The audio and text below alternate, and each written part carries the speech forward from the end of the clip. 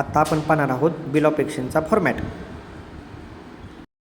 Hello students, आज आपण पाहणार आहोत बिल ऑफ एक्सचेंजच्या 5 मार्काचा स्पेसिमन की जो पेपरमध्ये आपल्याला पडू शकतो. त्याचं उत्तर कसं लिहायचं ते आपण आज पाहणार आहोत. तर बघा, पहिल्यांदा 5 मार्काच्या वेळेस आपल्याला बिल ऑफ एक्सचेंज स्पेसिमनचा प्रश्न पडतो. त्यावेळेस पूर्ण पेजला बॉक्स करून घ्यायचं प्रत्येक पेन्सिल.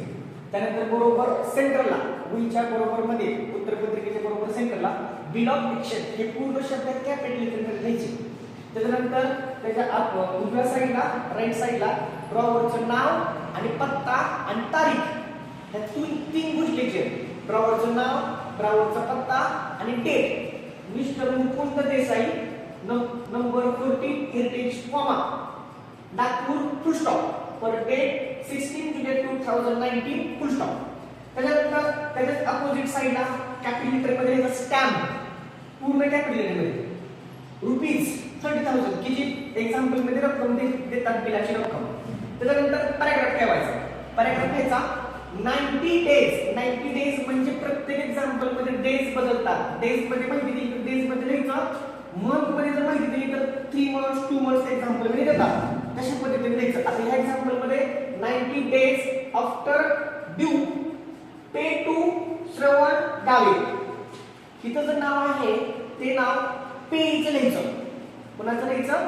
पेचं. काय नाव बघा, पे टू श्रवण Ghave Panvel or his order the sum of rupees 30,000 only. आता 30,000 हे एक्झाम्पल मध्ये जी काय रक्कम देतात ती रक्कम वर्ड्स मध्ये लिहायची. For the value received full stop. त्याच्यानंतर ड्रॉवरचं सिग्नेचर घ्यायची. त्याला एसडी म्हणायचं. सिग्नेचरची साईन पण करायची ड्रॉवरची. त्याच्यानंतर ती लाईन सोडायची. त्याच्या अपोजिट साईडमध्ये समासाची टू नंतर द्यायचा comma.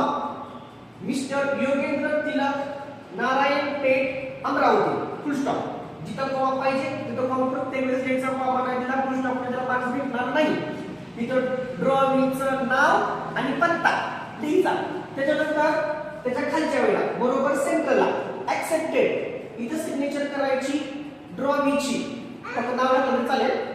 Mister Yogendra Tilak date 20 जुलै 2019. इथं जी तारीख आहे ती बिल ऍक्सेप्टेडची तारीख प्रश्नामध्ये देतात ती इथे लिहायची. ओके, अशा प्रकारे व्यवस्थित फॉर्मॅट करा. 5 पैकी 5 मार्क तुम्हाला भेटणार आहे. ऑब्जेक्टिव्ह मध्ये हा प्रश्न पडू शकतो. थँक्यू.